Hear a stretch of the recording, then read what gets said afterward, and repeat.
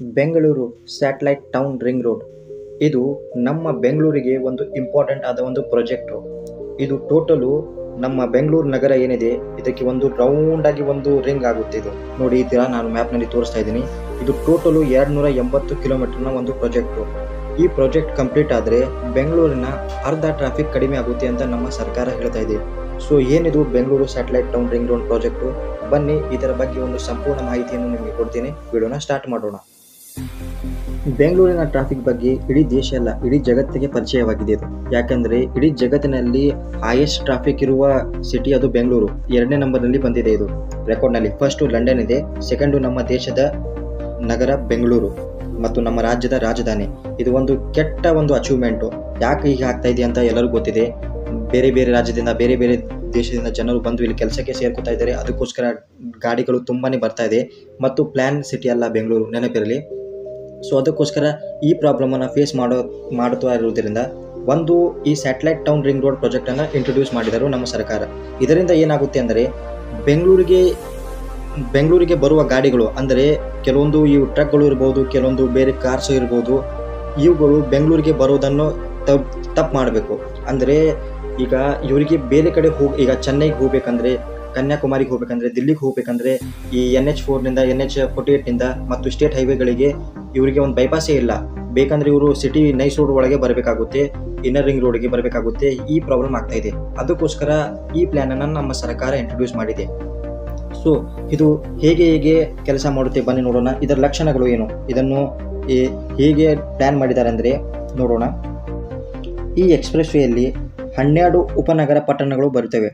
33ಕ್ಕೂ ಹೆಚ್ಚು ಹಳ್ಳಿಗಳಿಗೆ ಇದು ಸಂಪರ್ಕ ಕಲ್ಪಿಸುತ್ತದೆ ಈ ರೋಡು. ಈ ರೋಡ್ ಆದ ತಕ್ಷಣ ಈ ಎಲ್ಲ ಉಪನಗರಗಳು ಮತ್ತು ಎಲ್ಲ ಹಳ್ಳಿಗಳೂ ತುಂಬಾ ಇಂಪಾರ್ಟೆಂಟ್ ಆಗಿ ಬೆಳೆಯುತ್ತವೆ ಮತ್ತು ಎಕನಾಮಿಕಲ್ ಬೂಸ್ಟ್ ಕೊಡುತ್ತವೆ ಅಂತ ಈಗಾಗಲೇ ನಮ್ಮ ಸರ್ಕಾರ ಹೇಳ್ತಾ ಇದೆ. ಸೊ STR ಯೋಜನೆಯ ಪ್ರಮುಖ ಲಕ್ಷಣಗಳು ಹೀಗಿವೆ. ಟೋಟಲ್ ಇದು ಸರಿಸುಮಾರು 280.8 ಕಿಲೋಮೀಟರ್ ಉದ್ದ ಇರುತ್ತದೆ. ಇದು 90 ಮೀಟರ್ಗಳ ರೈಡ್ ಆಫ್ ವೇ ಇರುತ್ತೆ, ಅಂದರೆ ROW. 4 ರಿಂದ 6 ಲೇನ್ಗಳ ಒಂದು ರೋಡ್ ಇರುತ್ತೆ ಇದು ಟೋಟಲು. ಇಲ್ಲಿ ಸರಿಸುಮಾರು 100 ಕಿಲೋಮೀಟರ್ ಸ್ಪೀಡ್ನಷ್ಟು ನಾವು ಗಾಡಿಯನ್ನು ಓಡಿಸ್ಬೋದು. ಇದನ್ನು ಟೋಟಲು ಅಂದಾಜು 17,000 ಕೋಟಿ ರೂಪಾಯಿ ಖರ್ಚಾಗ್ತಾ ಇದೆ ಇದನ್ನು ರೆಡಿ ಮಾಡಲು. ನಮ್ಮ ಸರ್ಕಾರ ಇಷ್ಟು ದುಡ್ಡು ಹಾಕಿದೆ ಇದಕ್ಕೆ. ಈಗ ಇವ್ರು ಹೇಳ್ತಾ ಇದ್ದಾರೆ 2025 ಡಿಸೆಂಬರ್ಗೆ ಇದು ಪೂರ್ಣ ಆಗುತ್ತೆ ಅಂತ. ಆದರೆ ಇದು ಆಗಲ್ಲ, ಇದು ಇನ್ನೂ 2 ವರ್ಷ ಟೈಮ್ ಹಿಡಿತದೆ ಪೂರ್ತಿ ಕೆಲಸ ಆಗಬೇಕಂದ್ರೆ. ಅಂದರೆ ಪೂರ್ತಿ ರಿಂಗ್ ರೋಡ್ ಹೇಳ್ತಾ ಇದ್ದೀನಿ ನಾನು. ಈ ಯೋಜನೆಯನ್ನು ಭಾರತ್ ಮಾಲಾ ಪರಿಯೋಜನೆಯಲ್ಲಿ ತಗೊಂಡಿದ್ದಾರೆ. ಅಂದರೆ ಭಾರತ್ ಮಾಲಾ ಇದೊಂದು ಯೋಜನೆ. ಈ ಯೋಜನೆ ಬಗ್ಗೆ ಒಂದು ಸಂಪೂರ್ಣ ಮಾಹಿತಿ ವಿಡಿಯೋ ಮಾಡಿ ಅಂದರೆ ಕಮೆಂಟ್ನಲ್ಲಿ ಬರೀರಿ, ಅದನ್ನು ಹೇಳ್ತೀನಿ. ಈ ವಿಡಿಯೋ ದಿಲ್ಲಿಯಿಂದ Mumbai expressway, Delhi Mumbai expressway ಮಾಡಿ ನಾನು ಆಲ್ರೆಡಿ ವಿಡಿಯೋ ಮಾಡಿದ್ದೀನಿ. ಸೊ ಅದರಿಂದ 1 ಲಕ್ಷ ಕೋಟಿ ರೂಪಾಯಿ ಹೇಗೆ ನಮ್ಮ ಸರ್ಕಾರ ಗಳಿಸುತ್ತದೆ ಅದನ್ನು ನೀವು ಕಮೆಂಟ್ನಲ್ಲಿ ಅಲ್ಲಿ ಹೋಗಿ ವಿಡಿಯೋ ನೋಡಿ. ನಾನು ಅದರ ಮೇಲೆ ಆಲ್ರೆಡಿ ವಿಡಿಯೋ ಮಾಡಿದ್ದೀನಿ. ಡಿಸ್ಕ್ರಿಪ್ಷನ್ನಲ್ಲಿ ಅದರ ಲಿಂಕನ್ನು ಕೊಡ್ತೀನಿ, ನೋಡಿ ಹೋಗಿ. ಸೊ ಇದನ್ನು ಅದರಲ್ಲೇ ಬರುತ್ತದೆ. ಸೊ NHAI ಅವರು ಇದನ್ನು ಈಗ ಕೆಲಸ ಸ್ಟಾರ್ಟ್ ಮಾಡಿದ್ದಾರೆ. ಈಗ ಇದರ ಫೇಸ್ 1 ಮಾರ್ಚ್ 24ರಲ್ಲಿ STR ಓಪನ್ ಆಗಿದೆ. 80 ಕಿಲೋಮೀಟರ್ ಟೋಟಲು. ಇದು ನಿರ್ದಿಷ್ಟವಾಗಿ ರಾಷ್ಟ್ರೀಯ ಹೆದ್ದಾರಿ 648ರ ದಾಬಾಸ್ಪೇಟೆನಿಂದ ಅಂದರೆ ಹೊಸಕೋಟೆವರೆಗೆ ಇದು ಈಗ ಓಪನ್ ಆಗಿದೆ. ಈಗ ನೀವು ತುಮಕೂರಿನಿಂದ ಡೈರೆಕ್ಟ್ ದಾಬಾಸ್ಪೇಟೆಗೆ ಬಂದು ದಾಬಾಸ್ಪೇಟೆಯಿಂದ ಡೈರೆಕ್ಟ್ ಚೆನ್ನೈಗೆ ಹೋಗೋರು ಮತ್ತು ಈ ಕಡೆ ಹೈದರಾಬಾದ್ ಕಡೆ ಹೋಗೋರು ಇವರಿಗೆ ಹೋಗುವ ಅವಶ್ಯಕತೆ ಇದೆ. ಇವರು ಮೊದಲು ಏರ್ಪೋರ್ಟ್ಗೆ ಬಂದು ಏರ್ಪೋರ್ಟ್ ರೋಡಿಂದ ಹೋಗಬೇಕಾಗಿತ್ತು, ಬಳ್ಳಾರಿ ರೋಡ್ ಹಿಡಿದು. ಇದು ತುಂಬಾ ಅರ್ಧಕ್ಕಿಂತ ಜಾಸ್ತಿ ಟ್ರಾಫಿಕ್ ಇಲ್ಲಿ ಕಡಿಮೆ ಆಗೇ ಇದೆ. ಸೊ ನೆಕ್ಸ್ಟ್ ಇದು ಫೆಬ್ರವರಿ ಇದೇ ತಿಂಗಳಲ್ಲಿ ಓಪನ್ ಆಗುತ್ತೆ ಅಂತ ಹೇಳ್ತಾ ಇದ್ರು. ಆದರೆ ಸುಳ್ಳು, ಇನ್ನು ತುಂಬ ಲೇಟ್ ಆಗುತ್ತೆ. ನೆಕ್ಸ್ಟು ಇದರಲ್ಲಿ ಟೋಟಲು 79 ಕಿಲೋಮೀಟರ್ ಒಳಾಪುರದಿಂದ ಒಂದು ಕುಣಿಗಲ್ವರೆಗೂ ಇದೊಂದು ರೋಡ್ ಹೋಗುತ್ತದೆ. ಕುಣಿಗಲ್ನಿಂದ ಬೆಳೆದುಕೊಂಡು 65 ಕಿಲೋಮೀಟರ್ ಇದು ತಮಿಳುನಾಡಲ್ಲಿ ಚಲಿಸುತ್ತದೆ.